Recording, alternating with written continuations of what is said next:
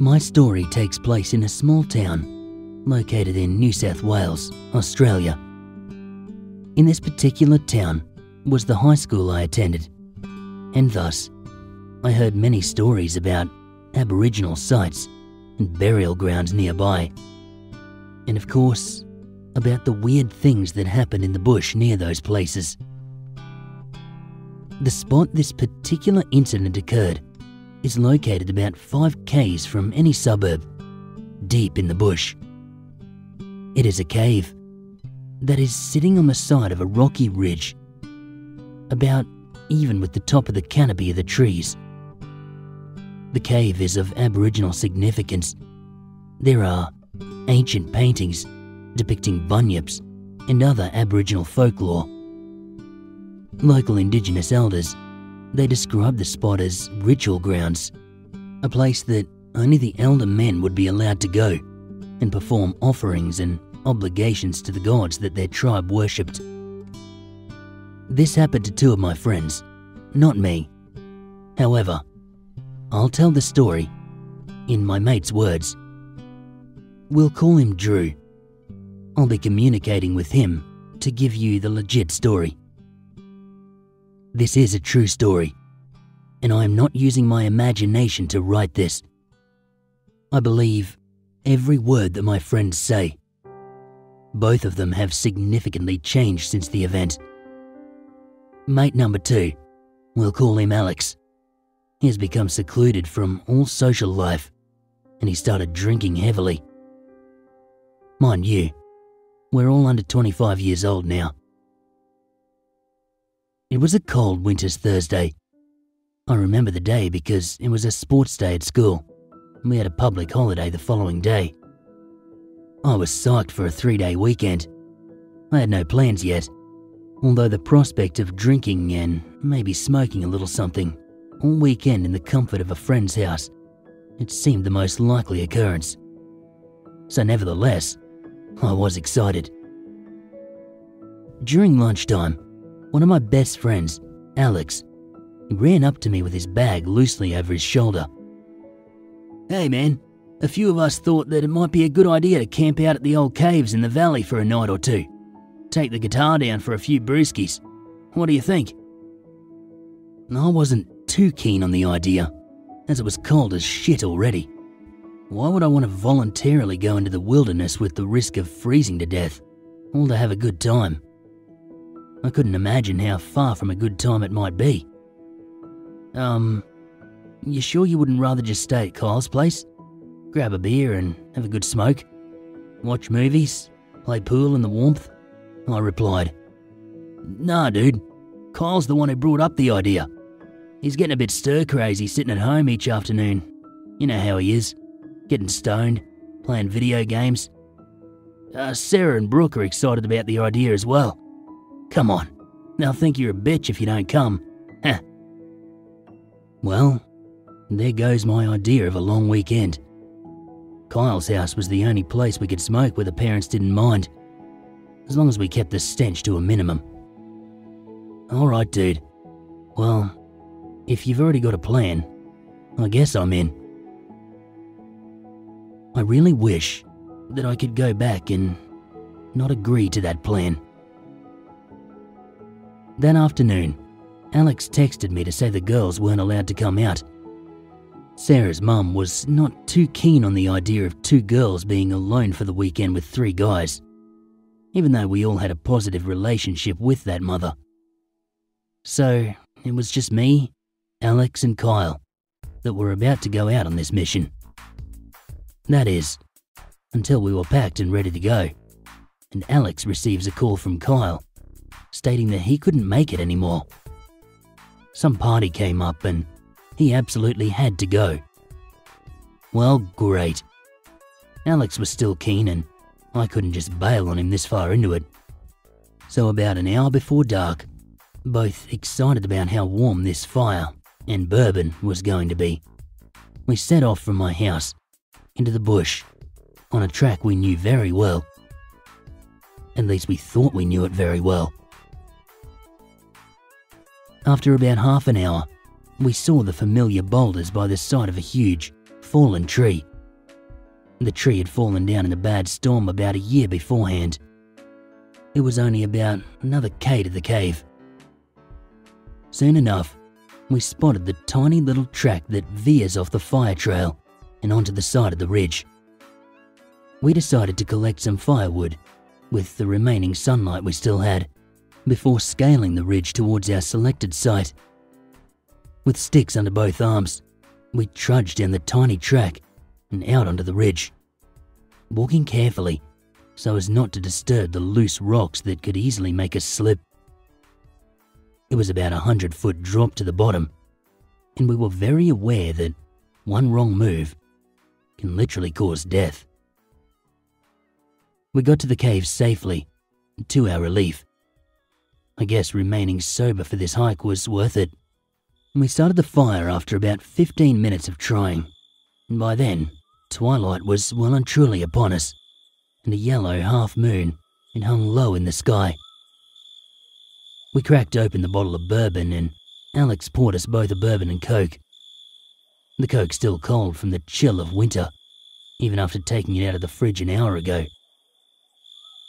About 2 drinks in, and Alex lights up a cigarette and announces that he's going to get more firewood, because this little flame is piss weak. I had no problem with this. He wandered off and I lit up my own cigarette, silently telling myself that I wouldn't roll a joint until bedtime, to keep as many wits about myself as possible. That was the best decision I've made in a long, long time.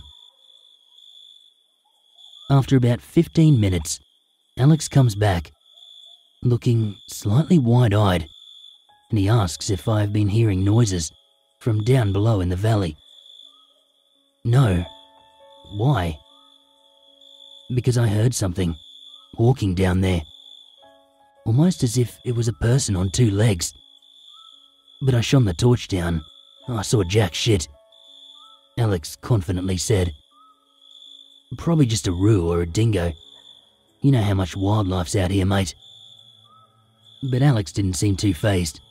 He just got out another cigarette and sparked it up. Weird shit. But man, I know what I heard. Shortly afterwards, a bit tipsy but not at all drunk, Alex picked up his guitar and we both sang shitty campfire songs together. It all seemed like a picture-perfect scenario. That is until I spotted something down by the ridge.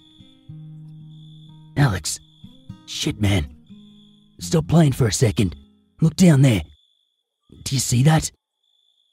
See what? We both looked down as I pointed, and we spotted a human-like figure next to a tree, 100 foot below us in the valley and about 20 meters into the bush. Although we couldn't quite distinguish it exactly. It looked like a regular outline of a human, but in this darkness, we could not make out any features, other than it was a bit taller and maybe fatter than a regular human should be. We were shocked that another person would be out here on a night like this and this far into the bush. But nonetheless, Alex decided to yell out to the person, "Hey mate!" This guy actually freaked me out a bit. What if this guy was a murderer? Why else would somebody be out here, alone? It didn't take long for me to realize that whatever was out there, it wasn't alone. Not far from where this thing stood was another one, behind yet another tree. And as I scanned the bottom of the tree line, I spotted one more. What the hell, Alex? There are 2 more of these things, I said. Sure enough, he could see them too. And when we shone the torch at them, one by one, they quickly scuttled off into the shrubs, as if they knew we were about to shine the light down there. They hid themselves sooner than the light could touch them. We were more than a bit freaked out by then, but we ruled it out as a pack of dingoes. They usually travel in small gangs, and they were common around these parts. But then weird shit happened in the cave. Unexplainable shit. A while after this dingo incident, we were laughing, talking, and smoking tobacco by the fire. All was silent for about 30 seconds as Alex poured us another one. Then the strangest thing happened. I started crying, hysterically, completely bawling like my own mother had just died in my arms, and I did not have the faintest idea why. I sat there for more than 15 minutes, crying and crying with the utmost worst feeling I have ever experienced. It was like any chemical in my body that created any tinge of happiness was gone, replaced by the most depressing, heart-wrenching emotion a human could ever conceive of. I was wailing loud enough for the small suburb 5 k's away to hear me, I thought. Alex didn't know what to do. At first, he kept asking what's wrong. What has happened to make me feel like this? But in between my body jolting sobs, I could not answer him. And then as quickly as it came, it was gone. I was me again. For only a split second, there was silence, peace, until Alex started doing the same thing. He started crying his heart out, wailing, like it was his last day alive and he knew it. Why was this happening? I asked myself. Why me? And now why him? I still had no idea why I'd felt so awful before, and I felt fine and happy now. Alex kept crying for about the same amount of time I did. Then he simply stopped, just like me. What the hell was that, man? I asked. No bloody clue. Everything was normal. Then we both start crying like bitches. I didn't know why you were crying until I started. It's that feeling of absolute dread, depression, anxiety, pure fear. But I'm fine now. I don't know what that was. Now, this should have been a direct indication to get the hell out of there. But we did not get out of there. Instead, Alex picked up his guitar and started playing some of his slower songs. I zoned out and focused on just sipping my drink and staying alert. We were half cut by now. Not stone cold drunk, but getting there. Alex had decided after 4 drinks he would sober up a bit before downing any more. I didn't blame him. As I sat there, in a trance, on the rhythm of the acoustic guitar and the flickering of the flames, I noticed something on the wall. We were already used to the old Aboriginal paintings on the wall, fading slightly from the weather. Yet, I was not used to this. One of the paintings, it was a beastly-looking human figure with a wolf-like face, yet not 100% like a wolf. Combine a wolf face with some kind of demon face, and we have a match. As I sat there, the wolf-like face came out of the wall, only centimeters from my own. I screamed, and it was back against the wall, like a regular old cave painting. Alex looked over at me, concerned, but as I did not look back at him, he kept on playing. Every flicker of the flame within the cave, it started to seem different. With every flicker, the face once again appeared right in front of me. Now, I was intoxicated that night, but I can tell you with 100% honesty that this shit was really happening. This thing, it was projecting itself out of that wall at me. With every orange flicker, it became more and more vivid, until I even heard it growling inside my own head. I realized that this was not a good place to be. I shut my eyes, trying to block this thing out, but the growling continued. And as I opened my eyes, I decided to look back down into the ridge. They were back. All three of them. Yet, as I heard footsteps up on our ridge, I realized that there were more. Alex stopped playing his guitar and he looked at me with cold fear in his eyes. I could tell he heard it too. I whispered to him, "Let's get the hell out of here," and we promptly shoved everything into our backpacks and started moving. We left the fire going, not that it mattered. As we scaled the ridge back onto that tiny track, I swear I could hear footsteps behind us. We decided to take the quickest way out of there on an actual fire trail that we both knew. It led all the way to the back of my dead-end street in the suburb. We started walking, and instantly, we knew we weren't alone. That feeling of being watched, that's not even close to what we felt. We knew that something was here with us. We heard footsteps in the bush on either side of us, and I kept noticing shadows in the shrubs.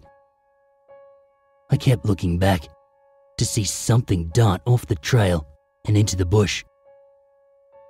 Alex had the torch, and no matter how often we pointed it towards the source of any noise, we would only just catch fast-moving shadows and nothing else. After about 2 hours of walking, with whatever these things were hot on our trail, I realized we were on the wrong track. How was this even possible? There are no other tracks connected to this trail. And even if there were, we knew this track like the back of our hands.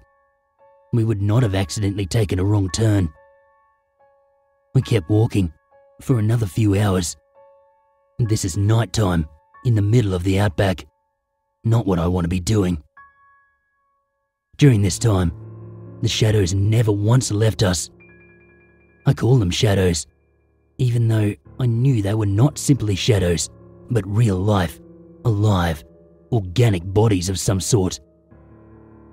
We were utterly confused as to where we might be now, but at the same time, we could also tell that this track was familiar.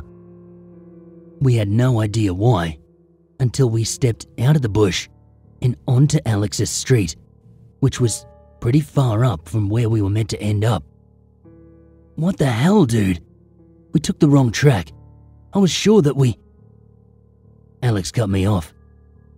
I was sure too. I have no idea how the hell we got here.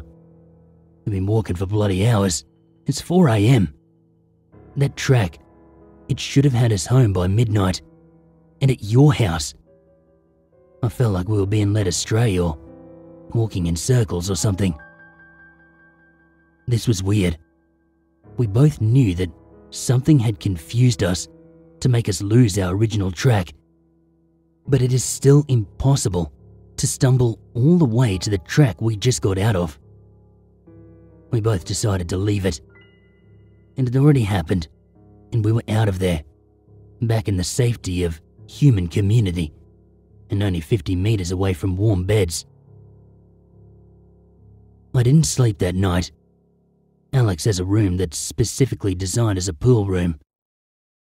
As I lay in my sleeping bag, on a mattress in the living room, I kept on being drawn to that room. I would look down the hallway at the open door, but could see nothing. I eventually got up to take a leak and decided to investigate. As I walked down the hallway, I could hear scratching coming from within the room. As soon as I poked my head in that doorway, I was overwhelmed by that same feeling of utter depression that we'd both experienced back in that cave. I struggled to hold back tears as I backed away from the door. And as soon as I turned around, I felt completely normal again. I can't explain what the hell causes someone to have such a thing happen to them. But I do know now. That cave we went to, it should never have been visited. A few days after all this happened, Alex told me that his dog would not enter that pool room anymore, which was very strange because the dog loved that room, so much so that Alex's parents had put a bed in there for him and always left the door open. Now after that night, the dog sits at that door and growls, and if anyone, other than me or Alex, walks in there with the dog, he starts whimpering with his tail between his legs. Other people, they've said that they feel downright awful in that room, but never to the point of crying like me and Alex. Alex started drinking heavily and staying in his room because of a few reasons. He kept seeing shadows within that pool room, but not only there, all throughout the house. Multiple times, he would be walking in his house alone, and he would hear heavy footsteps running at him from behind. When he turned around, he felt a rush of wind hit him, and the footsteps stopped. He believes that we both unknowingly brought an evil spirit of some sort back to his house. I mean, First Nations men had been performing offerings at that cave for thousands of years. Then they randomly ceased that practice in that particular spot. I don't know the reasoning, but there is one thought that I can't quite expel from my mind. Something that often keeps me up at night. What if, whatever they were worshipping in that cave for all those thousands of years, got tired of waiting for an offering